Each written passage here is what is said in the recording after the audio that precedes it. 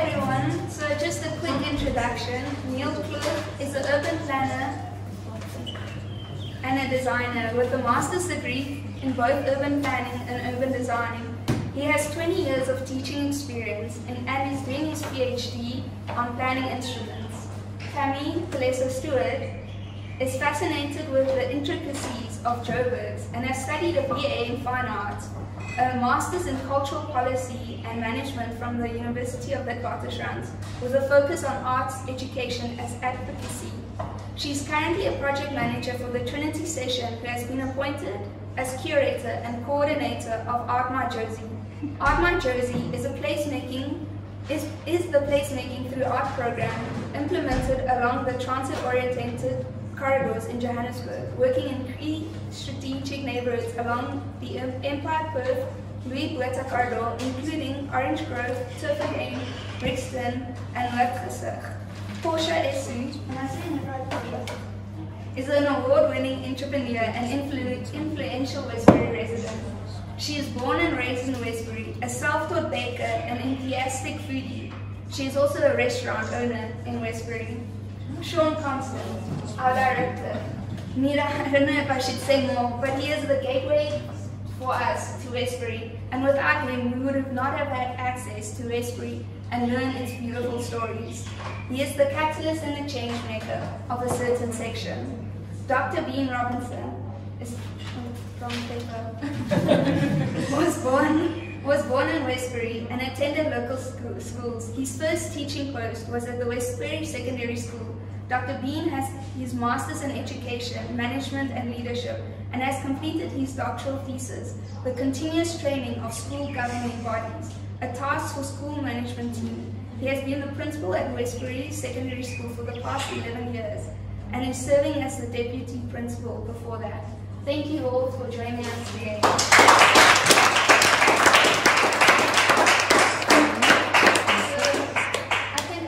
Question would be to Neil, if you can help us understand what tactical urbanism is in the South African context. Just a brief definition. I'm not a specialist on tactical urbanism, but really it's intervening in the built environment in sort of focused projects by the community, and I would sort of perceive it in the South African context, I mean, most developing countries, is that partly informality and going from whether it be kiosks, spaza shops, and even in the broader sense to developing one's own houses, informal settlements, would be all part of that sort of intervention in the built environment by communities. Would you say it's an attitude towards development or more a group of people? I think it's a combination of both. It needs a group of people, and it's an attitude of saying we can intervene in our space. Yeah, I think it's so wonderful, and we've seen it with Shawn. Shawn, could you give us like a brief description of what inspired a certain section in the Cruises corridor? What actually inspired it is what excuse, just a little bit more volume. Not people at the back.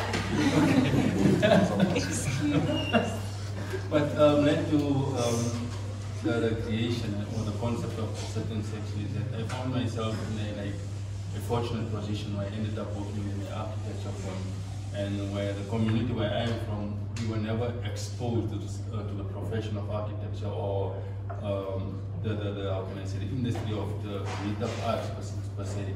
And I just took it as an opportunity to say, I'm in this position, so how do I navigate it to expose the younger generation in my community to, how can I say, the creative side or the arts or architecture, whichever, how can I say, concept or format I would use to approach it. And hence the concept of the corridor came up, where I used murals to interact with the community. And I think Dr. Bean can attest that we were like, over the years, how can we expose the younger generation to architecture or the arts, because Westbury High is a technical school and we used to do like drafting. It was a compulsory subject when I was at Westbury. from that platform, we were always engaging, trying to expose, but we never got to a proper format or formula as to how to really engage him. And I think that's where we just started with the corridor and yeah. And Tammy, with your experience, do you think it's important to draw from history and the context of the area for the artworks and murals? And how does that impact how those work is received? Yeah, I think it's definitely important. You have to make the artwork contextually specific, because I think in that way it protects it from vandalism later down the line. I think when the community can see themselves and their collective voice and their collective experience represented in the artwork, it creates like a sense of community ownership and collective buy-in. So it's definitely important to make it contextually specific. Yeah, I agree. Portia, how your business, as a business owner during lockdown and the COVID pandemic, how has becoming part of the corridor impacted you? Very positively. I'm saying that because COVID came with a hit, and actually I found myself in a kind of a downward spiral, not knowing what to do with myself or how to get out of the rut of what's next, or how do I take on whatever is next. For the mere fact that I'm a restaurant owner, and it was like we had to close down immediately. Yeah. And I was set back in terms of just yesterday I did this, I was able to cook, I was able to serve people, and today I don't know what to do with myself. So the corridor served as some kind of opportunity for people to come, the community itself, to come out of their hiding spaces at some point and enjoy the view and enjoy the interesting story of what is busy happening. So it was also an opportunity for me to basically also step out of a hiding space. Yeah. Yeah, I think it's so beautiful when you mention hiding space, because we've all been in hiding for 5 months, and here we can stand and look at civic action and see how people of South Africa is celebrating and being thankful for what we have. Dr. Bean, what would you say makes a Westbury resident take or shrink responsibility for civic spaces within the neighborhood? Good evening, everyone. We live in a neighborhood where our kids have lost hope. And there are many factors. I think with the initiation of this corridor, I'm not too very knowledgeable about the whole thing. You know, I have Shawn coming to me all the time and trying to get involved in this. You know how it goes at schools lately. You know, however, it's difficult to be. I want to use the bridge as an example. A beautiful piece of architecture, really. You know, something that I thought would really lift up, you know, the community of Westbury. However, I think there was not proper consultation with the community, and if there was consultation, it was with the wrong people. And it makes it so difficult for people to start owning up, or owning, you know, and start taking ownership of this, of you know, civic spaces such as the bridge, for example. So right now, I'm a bit skeptical, you know, at the moment. And as I'm saying, Shawn is trying to get me into this, you know, into this whole thing. We need to get more of our people, especially starting in schools, get our young people, you know, involved and getting them to understand. I know.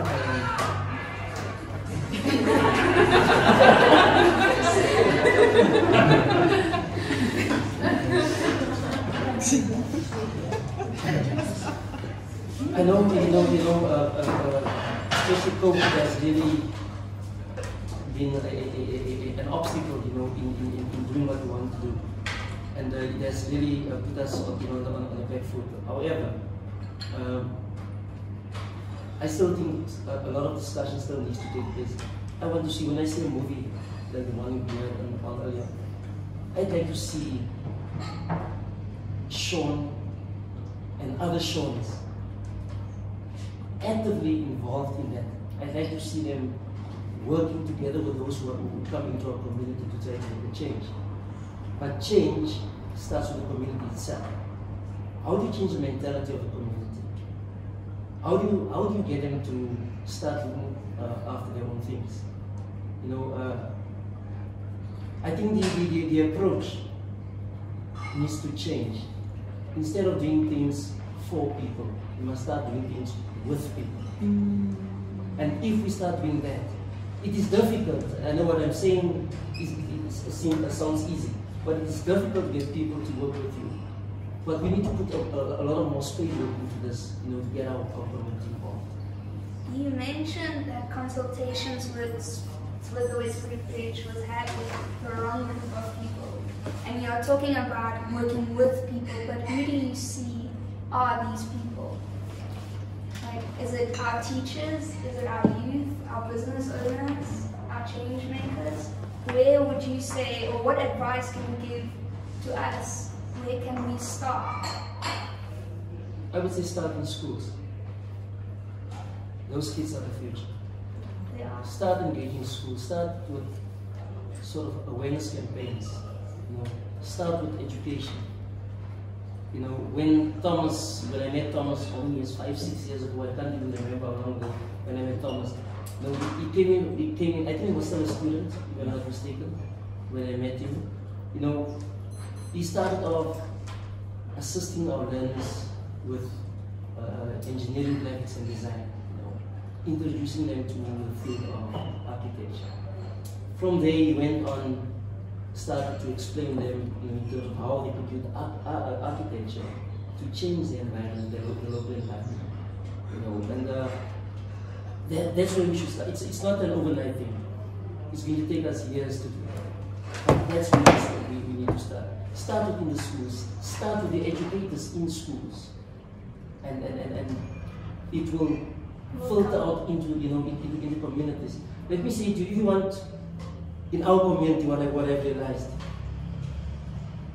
People have lost trust in all levels of society, but not in schools. That's where we should start. Well, that's beautiful. I agree. I don't know if you guys as well agree.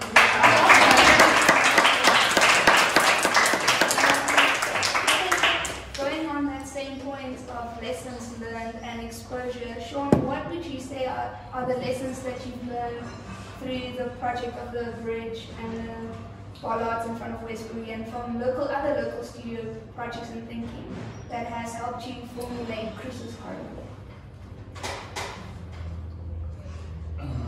Yeah, lessons learned. Like in terms of what happened to the bridge, the ownership, you know, people respecting their built environment, the urban environment, and that is all the things that, how can I say, that I picked up and tried to implement within the corridor. The bridge got vandalized for certain reasons that Dr. Robinson mentioned. But the funny thing is, within the corridor, the mural survived. There's no vulgar words being sprayed on it or anything, because my approach, as I said to the club, it's like a collaborative thing. Although I'm from the community, I don't just go in and say, no, this is my storytelling, I'll paint any mural I want. And no, I just took a different approach with each and every home from the first mural. Then we engaged the homeowner, and afterwards some of the homeowners commissioned me and asked me to do the murals, and that through the work I could see a change of behavior in the people, as some sort of social cohesion that happened within the corridor, ownership, the reviews that I get from people in the broader aspect of Westbury. It's like the corridor is becoming like the hip street. It's becoming like the cultural street, like the street where there's paintings happening on the weekend. It's always buzzing. You know, it's becoming some sort of a cultural hub. And as Dr. Robinson has said, I think in the past, if you consult the wrong people with community projects, and as Samantha also said, with the bollards, we did like house-to-house visitations, and we got like the aesthetics and the designs from the homeowners. Like said, I would like a bench in front of my house because I want to extend my business from my private residence onto the sidewalk, you know, make my house the sidewalk extension of my house. And the bollards has survived, the benches has survived, like the murals, but the bridge is in decay, you see. So I think those are lessons that I've learned for the implementation of the system in terms of engaging the community and having that discussion, and for them taking ownership of it, because the murals, once we're out of the streets, the murals at the end are prone to vandalism. But it doesn't happen, you know, and it's funny that it's going for 2 years and some of the murals are still intact. You know, so yeah.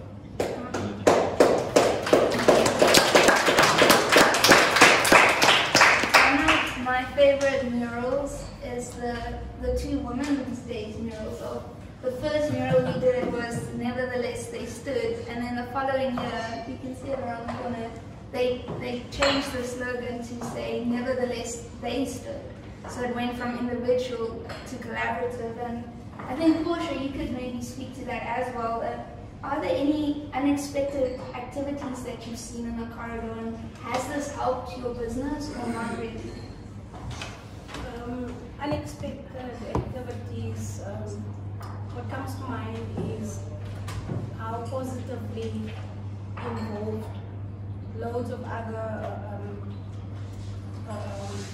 community builders, if I may call it that, such as the Women Empowerment Group, the Westbury Youth Center, and other NGOs and NPOs in the community, how they have actually come out more positively in terms of working together.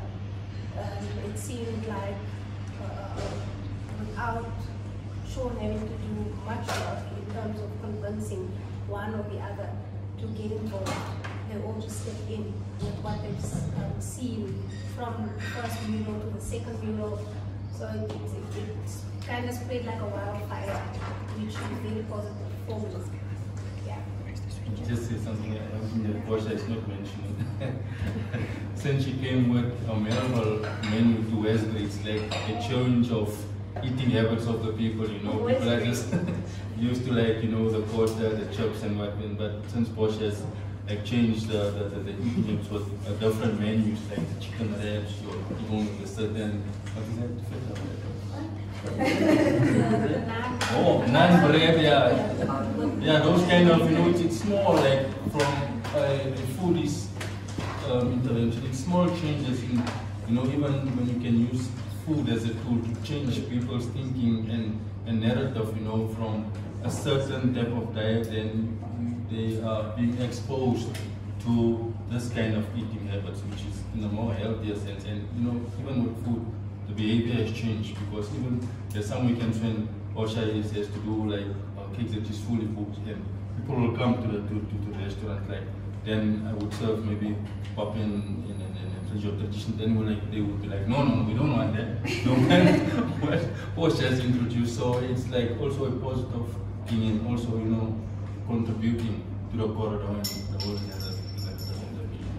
change behavior. Sorry.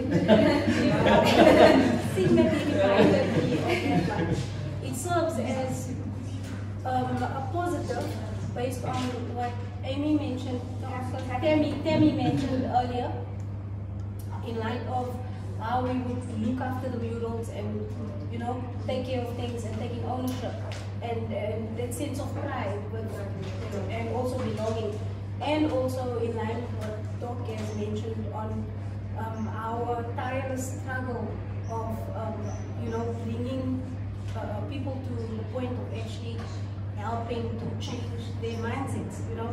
With the food story, it's kind of like us from the community, we would always choose to go to the likes of Rosebeck, Santon, Melville, per se, to go enjoy what we see in picture and only be able to go have it there. So my thinking was, it's simple, easy, there are simple, easy, affordable ways to do these things and bring it back home, so why not?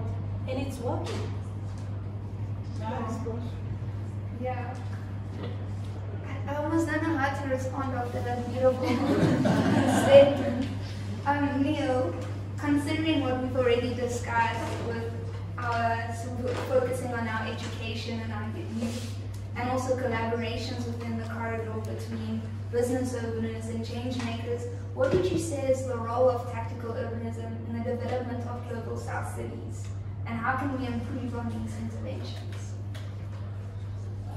Well, maybe to answer that, I'll just give some context of, I suppose, why I'm here, in the sense that I did a research project in Westbury, Coronationville, and Slover Park, an informal settlement nearby, around the overall Corridors of Freedom project. And it was a project initiated by the city and the French Development Bank to find out what were people's responses in local communities to this Corridors of Freedom. And so we went interviewing people throughout the community. I interviewed many NGOs and so on.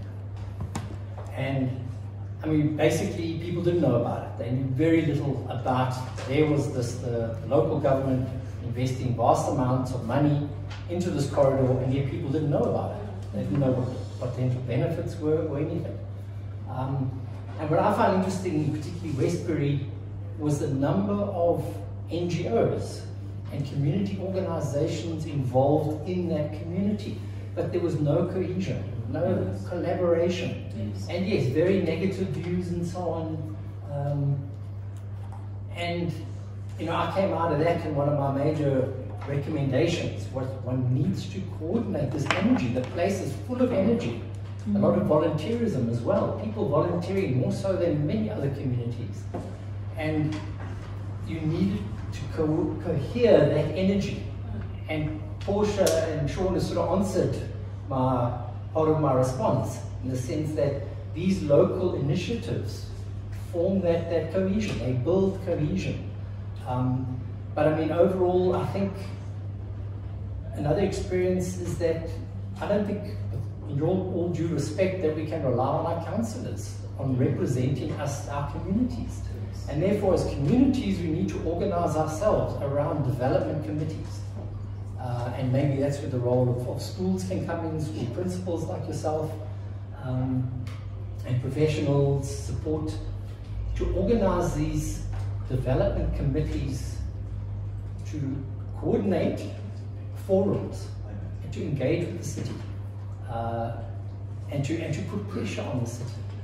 And what my experience of working with informal settlements is, you actually sometimes need to engage with legal rights lawyers to really put pressure on the city to do their job, to actually deliver on their development mandates, which is really lacking in Westbury. You know, there are many promises and little delivery. So going back to your question, I think institutional organization at a higher level, at a local level, around that street, which links into a bigger project, which is the overall corridor, which we've been monitoring, and the city seems to be fluctuating. As it went DA, they renamed the corridor and they took out money out of the budgets. Now I don't know whether the new ANC is putting money back into the project, but it's a very powerful project for the city of Johannesburg. It's a very powerful concept to transform space. And your local corridor links into that corridor, and that's the importance about it. But it's organizing them as a community of Westbury, as an institution, around development issues, not around politics, although it's obviously all interrelated, but around development issues, and to build up that institution, make it resilient. And I think the resilience can be built from these minor projects as constant tactical interventions, keep the momentum of that institutional building going. But I think it's so critical. In your opinion as a professional, would you say that we should focus more on build projects, like building physical spaces, or more on people? More on people, yeah, without a doubt. I mean, I think we've seen examples where build spaces get destroyed because, as you rightly said, people are probably consulted on all the right people. You've got to build people, you've got to build social capital. And you can use building projects to build that, but it's the social capital, it's the attitude of the community that they can achieve, they can do things. And I agree. I think well, Sam and Thomas mentioned it, that the JDA, they come in, they build these beautiful projects, but what if we could spend that same amount of money in people, and how would our communities look then? So my next question is to you, Dr. Dean Robinson, is Westbury is often subjected to these harsh perceptions from the outside, with the councillors not wanting to be involved. How do you think we can change those perceptions? And maybe first, can we change it? Do you think it's possible? Depends who are the we. The we, I would say the we as Westbury residents, but also the we as me, a visitor. I don't know if most of you all have been visited Westbury, and every time I go there, there's this vibrancy and there's this gratitude. And I also did my master's thesis based in Westbury, and I've learned so much from the culture and the people, and there's almost a humbleness and a gratitude that I've experienced, and I carry it with me every day, and I apply it to my life. So I think there's two communities at stake that we need to discuss, and how can I say you and Portia and Shawn change these perceptions, but how can I change it? You know, I think it starts with the people themselves, you know, with us. Only this morning I had a very interesting discussion with an ex-pupil of mine who's a lawyer. And I said to him, I haven't seen you in years. You know, you live somewhere out there in the beautiful suburbs. And he said to me, I want to make a change in my community. So I said to him, how can you make a change if you are out there? I'm not saying that you should sell your house and come and live in Westbury. But surely there are things that you can do to create and develop other, you know, the mentioned name, patterns, you know, of this world. And that's why I'm saying, you know, it starts with us. Hence, my people are always asking me, why are you still in school?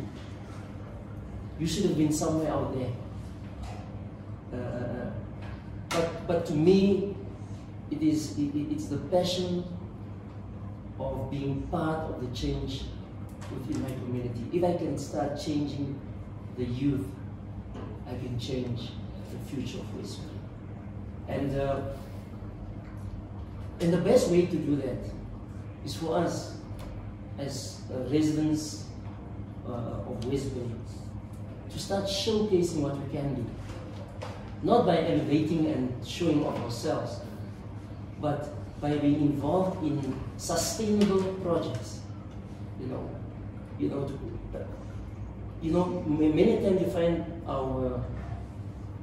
some of our people who've left, the area.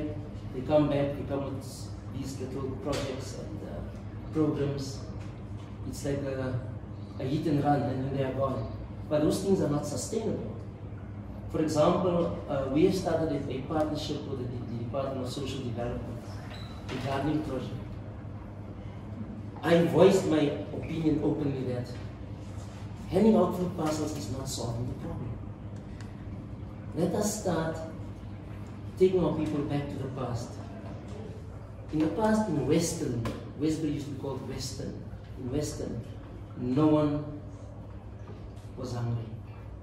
No one could claim to be hungry, because each family had a vegetable garden, a fruit tree, some chickens, whatever, in Westbury. So why can't we go back to that? I think it really starts there. So especially with Shawn's thing, not too long ago, I'm also a part-time pastor. Not too long ago, I was preaching around community development. And I mentioned Shawn's project within Cruiser Street.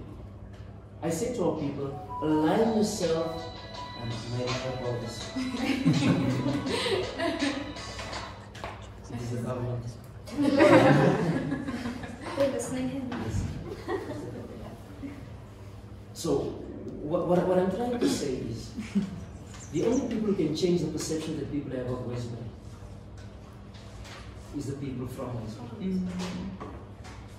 If we can, as you rightfully said, people are so vibrant, people can be so creative, they're doing such wonderful things. I've seen such wonderful things happening during COVID. But how are we going to take those things and take it forward? How are we going to connect what Shawn is doing, not just to the general corridors, but to every other project within itself, as a resident from Westbury, born and bred in Westbury, to help you to change your perception of Westbury. Thank you. Tammy, when we speak about now changing perceptions and we spoke about collaborations, in your experience, what would you say is the reality of using murals as interactive learning tools and art as a hacking tool to address the gaps in the urban conditions? What are the difficulties and how does it celebrate or support everyday life? Sure, okay, that's a loaded question. Okay, so first let me speak to art as an educational tool. So, murals are an educational tool on multiple levels. I mean, the most obvious one would be, for example, if a mural commemorates a local hero or a specific historical event, then that becomes a tool for parents to teach their children and say, this is a community leader who fought against apartheid, or this is a strong female leader who started a feeding scheme, or something like that. Another layer to the educational level would be that murals break down walls. So I think less and less children are getting opportunities to visit galleries and museums, and often when they do, they feel like they can't access the art because they feel like the art isn't for them because of the sterile white cube gallery space. So bringing murals into communities, break down those walls, it's an opportunity for children to see art being made right in front of them, art that's for them, art that speaks to them, and once you have access to art, I think it gives rise to a lot of other things, like you were speaking about how do you change your mindset, and I think art is how you change that mindset. Like art is how you give rise to critical thinking and collective ownership and blah blah blah blah blah, as we've seen. But while art does a lot to beautify spaces, I think that's just the tip of the iceberg. A lot more needs to be done in terms of service delivery, clean water, street lights, Wi-Fi, transport, all of that. So will art give us running water? No. But the process of making the art might. So you're a perfect case in point. Murals led to a restaurant which leads to changing people's eating habits. It's all interconnected. Yeah. I think that's such a great point.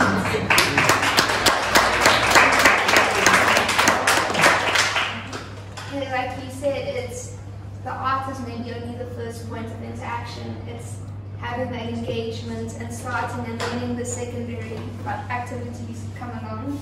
So my in conclusion almost is that, Shawn, what would you say is your vision and your dream of the future development of this corridor?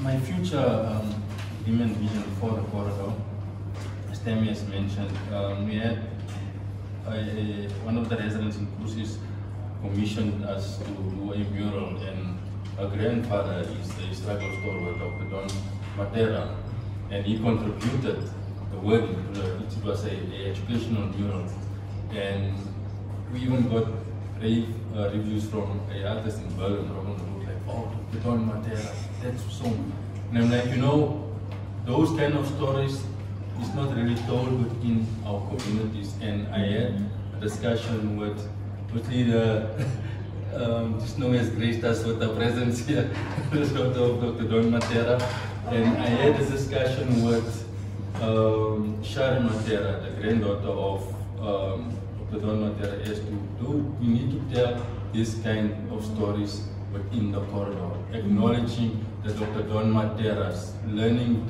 our youth, like these are our heroes, you know. Not tell a story when the person is no longer there.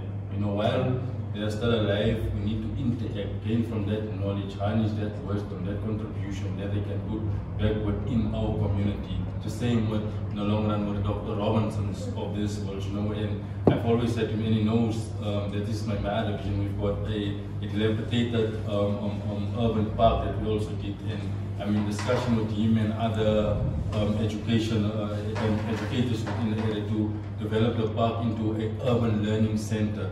Because my thinking was like, what is public space post-corona? Kids are not going to school anymore as they used to do. So can a public space can be utilized, like our dilapidated park and Venice, turn that? Because I could see the how can I say, the respect that the murals. That's why I said to myself, a park, if you can convert it like into an urban learning center, you know, public space post-corona, and have that like kind of spaces in urban learning centers within the corridor. Contribution from Dr. Ben Robertson, wording, and maybe contribution from Dr. Don Matera, engaging in the corridor, you know, in the space, making it this hub where we'll be able to change the narrative of Westbury, and that will maybe just repeat itself in other sections of Westbury. Hence I've mentioned, said it's a certain section of Westbury, but that section needs to grow. That ripple effect. That ripple effect, but we need, I don't like to say because the whole corridor was a collaborative effort. So we need to make this corridor a success, you know, and sustain, and then we can continue with other parts of Westbury. So that's the vision. Thank you, Shawn, for allowing us to learn from Westbury and allowing us to be part of this process in your corridor. And I know that all of us from Local Studio have learned so much from Westbury, and just seeing the children and talking to them while we paint. And thank you for allowing us to tell your story. And thank you, Portia, for being here. Neil Klug, Tammy, and Dr. Bean, thank you for sharing us. I hope that we've all learned something and can go forward with a different perspective on the development of our cities. So thank you.